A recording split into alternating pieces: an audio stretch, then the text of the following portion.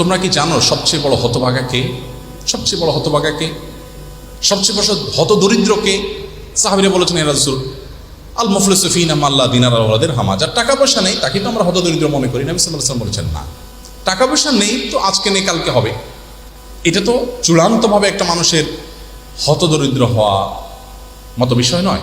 নবী সাল্লাল্লাহু আলাইহি ওয়াসাল্লাম বলেছেন, তাহলে চূড়ান্ত হতদরিদ্র কে, আসো তার সাথে পরিচয় হই।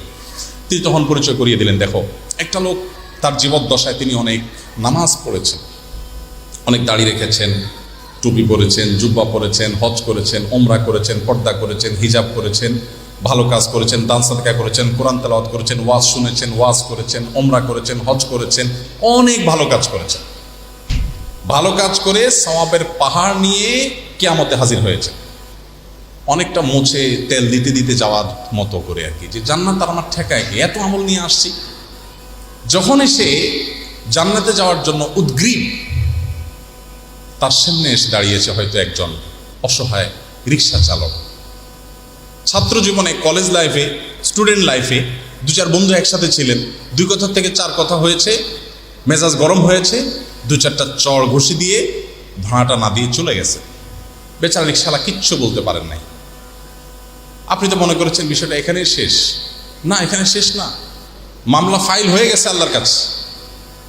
বাদী এসে দাঁড়িয়েছে, আল্লাহ, এই লোক অনেক হজ করেছে, ওমরা করেছে, কপালে সিলের দাগ ফেলে দিয়েছে, জুব্বা পরেছে, টুপি পরেছে, লম্বা লম্বা ওয়াজ নসিহত মানুষকে করেছে, বাট আমার ওই 20টা টাকার ভাড়া সে মেরেছে, আমাকে অন্যায়ভাবে 2টা গালি দিয়েছে, আমার গায়ে আঘাত করেছে, আজকে তার বিচার চাই। সে কলেজের ছাত্র ছিল, ভার্সিটির ছাত্র ছিল, কোনো এলাকার সহসভাপতি ছিল, কোনো প্রভাবশালী ব্যক্তি ছিল, আমি কিছু করতে পারিনি, আজ আমি তার বিহিত চাই। আল্লাহ তাআলা তখন তার বিচারের জন্য কি করবেন? টাকা তো আর সেখানে ফেরত দেওয়ার স্কোপ থাকবে না, তখন তার নেক আমল থেকে কিছু তাকে দিয়ে দিবেন, দিয়ে মামলা নিষ্পত্তি করবেন। এরপর আরেকজন আসবে, যে অফিসে তার একটা কাজের জন্য গেছে, বলছে না, একটু চা পানির টাকা ছাড়া তো হবে না। তো বলবো, আল্লাহ, এই চা পানির টাকাটা তো অন্যায়ভাবে সে নিয়েছে, আমি তখন কিছু বলতে পারি না, আমার কাজ করানো দরকার ছিল, বাধ্য হয়েছে, এখন আমি সে অধিকার ফেরত চাই। সে চা পানির টাকার বিপরীতে তার কিছু আমল তাকে দিয়ে দেওয়া হবে।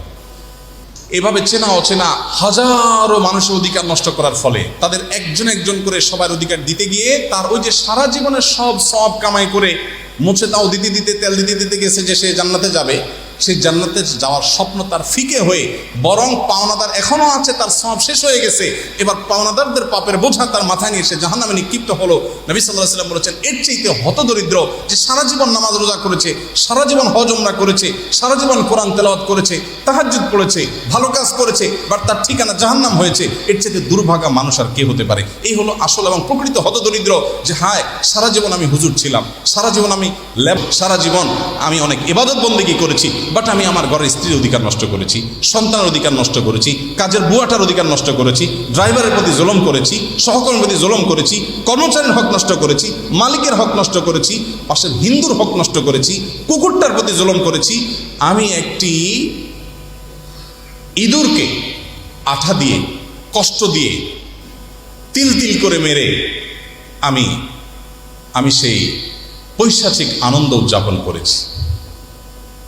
আমি অনেক অন্যায় করেছি, গায়ের জোরে হোটেলের মেসিয়ারকে একটা বেশি 2টা কথা বলা হয়েছে, 2টা চট দিয়ে দিয়েছি, আমার গায়ে অনেক জোর আছে। সে সবগুলো আমার সমস্ত ইবাদতকে শেষ করে দিয়েছে। ভাইরা আমার, সেই দিন আসার আগে আমাদের আখলাককে শুধরাতে হবে। আপনি যদি জান্নাতি হতে চান, আপনার আখলাককে শুধরাতে হবে। আপনি যদি মুসলমান হতে চান, আপনার আখলাককে সংশোধন করতে হবে। আপনি যদি মুহাম্মদ সাল্লাল্লাহু আলাইহি ওয়াসাল্লামের অনুসারীর দাবিদার হয়ে থাকেন, তো মনে রাখবেন আপনার আখলাককে সুন্দর করতে হবে।